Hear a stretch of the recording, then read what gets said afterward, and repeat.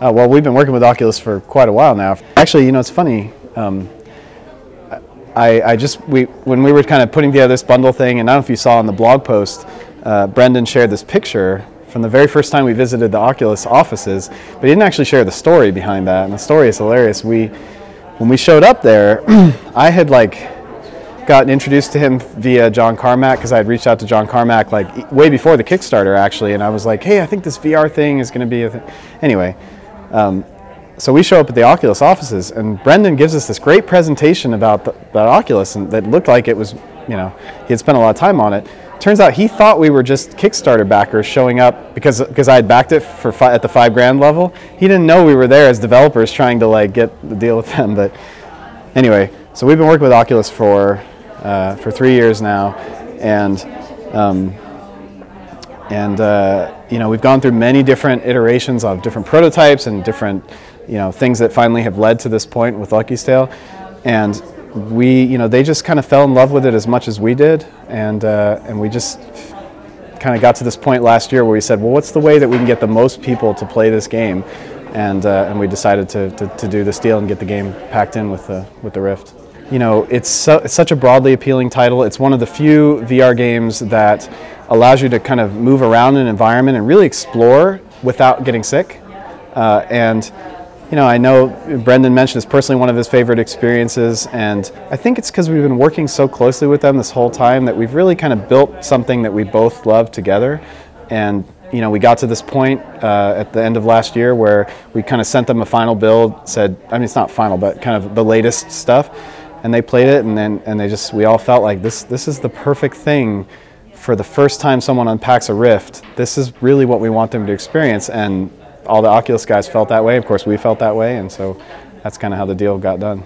I think that's one of the reasons that Oculus chose for Lucky's Tale to be that debut premiere title for the launch of the Rift. It is the kind of game that you can show to anyone, and they're going to have a great time with it. It's so recognizable, it's so familiar, it's so sort of just delightful when you fire it up, and not just that, but it also provides a plethora of experiences. It's not just one thing. In Lucky's Tale, you get to play around in a swamp, you get to fly on a hot air balloon, you get to do all these different things, and so it's almost like a playground for people, and that's just a perfect first experience for somebody who just unpacked their Rift.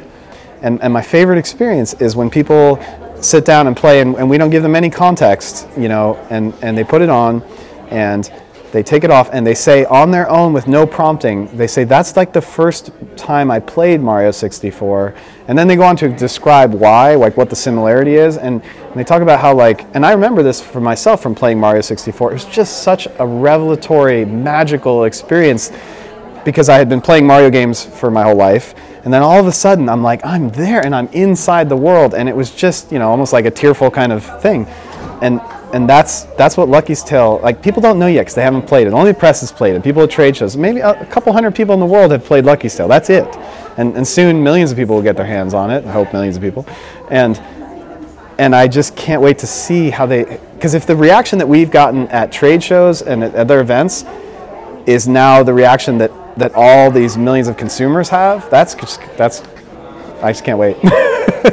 That would just be an incredible honor to be that footnote in history in that way that Mario was, and it's impossible to even think that we could be at that point. But one of the reasons why that might be the case is when you experience it, Lucky's Tale, it's just not like what you would expect to see in VR. And I think that was the same thing with Mario 64. Nobody had thought about, wait, what would it be like if I could play a Mario game in 3D? And then they saw it, and all of a sudden that affected, as you mentioned, that affected all these games to come after that.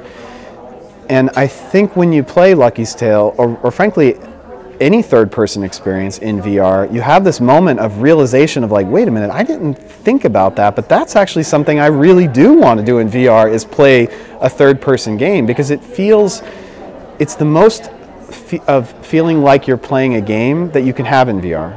First-person experiences are incredible, but they're this different thing. They feel like you are experiencing something. Lucky's Tale feels like you are playing a game, but in the most amazing way you've ever played a game before, which was just like what Mario 64 was. As I mentioned, we had a version of it pretty much done in December, because we just really need to make sure that we're on track to get the game shipped. But we are allowing ourselves to just keep polishing it and play testing it and just dialing it in and adding secrets and all these things just to, from my standpoint, we really want people to say this is a great platformer, not just a great VR or a breakthrough VR title, breakthrough VR platformer. We want it to be a great platformer also, just a great game. And so we're just really focused on that in this next couple of months. And we will work up to the last possible second that Oculus makes us ship them the Gold Master, which they haven't yet. So, well, so certainly from the standpoint of supporting the product, we're going to do anything that we need to make sure that it's bug-free and we release updates and things. As far as DLC and what comes after Lucky's Tale, of course, a lot of it will have to do with how people react to the title. But what I think could happen is, and so this isn't something that you and I have talked about a little bit before, but Lucky's Tale is not the longest game. It's pretty short, I mean, I don't want to put an hour number on it yet until we ship and we'll know, but it's a shorter type of game. It's not a full-scale, 30, 40-hour experience.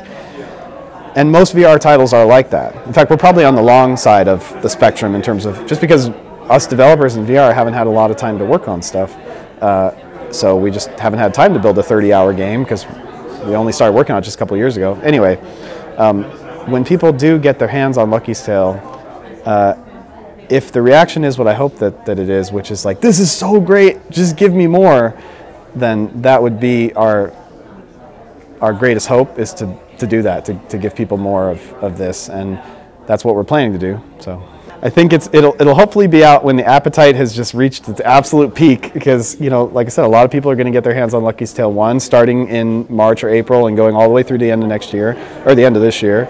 And I'm just hoping that when they are getting to the point where they're like, where's more of this, that's when we can give them more of it. And we have just an endless amount of hopes and dreams for building on the franchise. And because what we've seen is what we've created is something that people are responding really well to. So I hope it can be something that becomes this decades-long franchise. It's important to, as we've pointed out and we've talked before, that Lucky's Tale is owned by Playful, and it is our franchise and our IP.